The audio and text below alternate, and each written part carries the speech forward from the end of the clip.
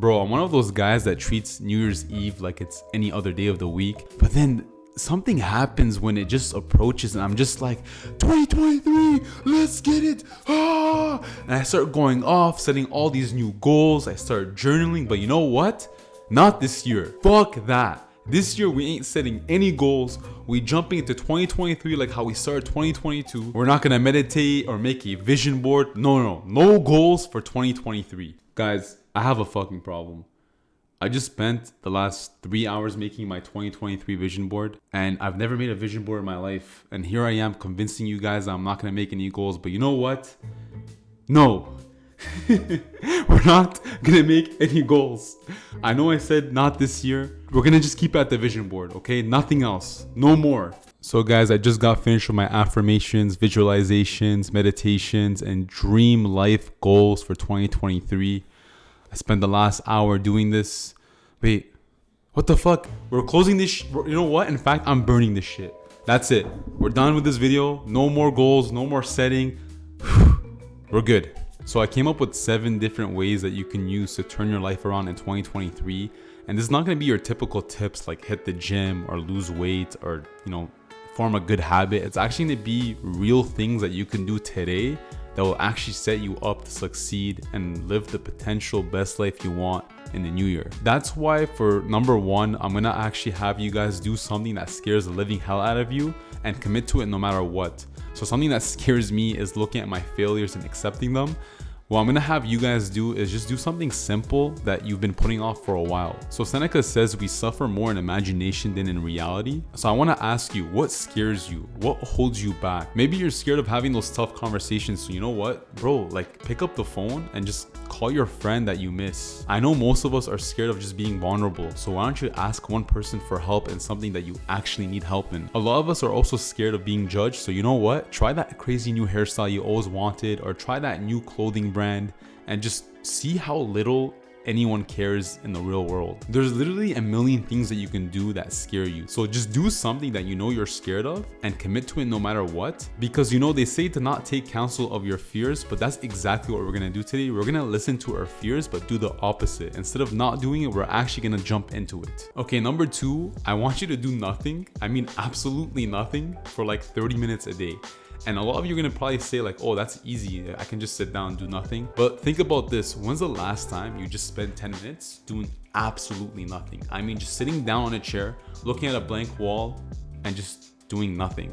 I bet most of you have never done this.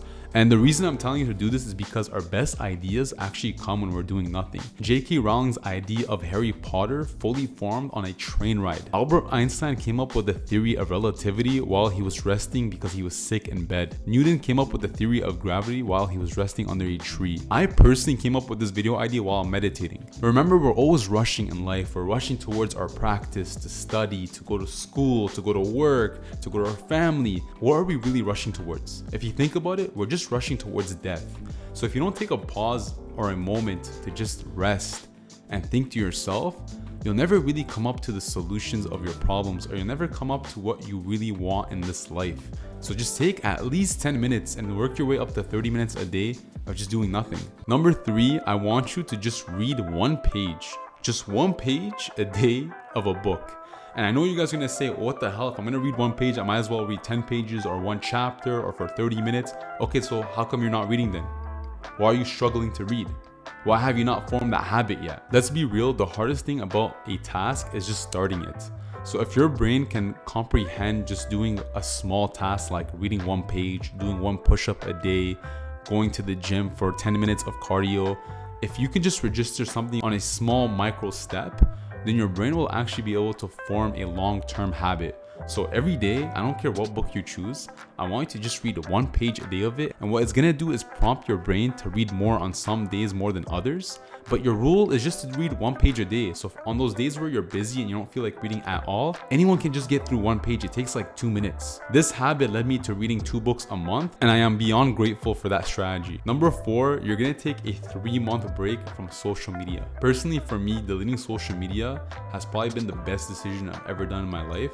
I've been 5 to 6 months without social media, and it has given me back 30 hours a week of my life. My ability to focus on a task has drastically went up. I've been on NoFap for 6 months and I haven't broken it yet, even in winter depression, which is crazy to me. I know it's weird to share that, but I'm serious. I respect and value my alone time way more than before. So trust me, if you can go the first 3 months without social media, that is a huge dub to start the new year. Number 5, this is actually a fun one. Make a list of 10 movies that inspire you and watch them whenever you feel down. So on the screen, you can see my top 10 movies and why I watch each of them and how they inspire me. So if you want, you can take a screenshot of that, or you can make your own list. My personal favorite to watch is the Batman trilogy because they have 3 different movies on fear, chaos, and pain, and depending what I'm going through in life, I'd like to choose one of those movies to kind of bring me back up. Number 6, and I guarantee you none of you have done this, write a gratitude letter for your closest family and friends. So one of the best ways to improve your relationships with your loved ones is just to express how much they mean to you through a gratitude letter. Try to come up with as many reasons as you can. The more the better, and I promise you, your family and friends are gonna get super emotional and they're probably gonna end up crying. And try to be in the same room when they read it, or if you feel too personal, don't. I was personally in the same room. What happened was when I did it for my girlfriend, I remember looking at her while she was reading it, and there was this one moment when she just glanced over at my eyes and she started tearing up. And I knew how much she appreciated me in the moment, and she knew how much I appreciated her through reading that letter. It just makes them feel like their life has a greater purpose than themselves. They're gonna overall like you way more, and they're gonna respect you so much more as well. I promise you, they will take this as the best gift they've ever received from anyone, and they will keep that letter for life.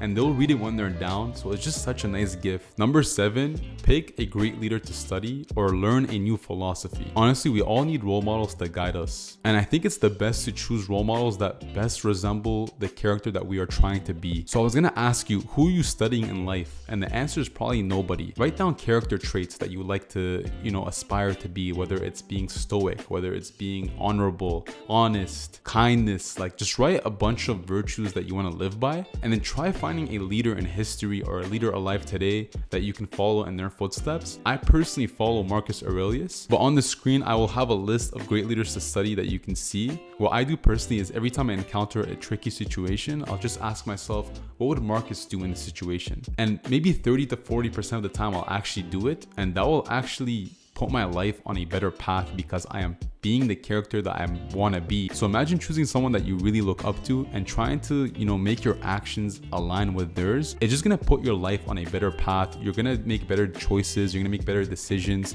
You're going to think before you act. And if you don't want to pick a leader, then I would suggest studying a new philosophy. And this philosophy that I'm going to suggest to you is Stoicism. Stoicism, in my opinion, is the best toolkit for the modern day life.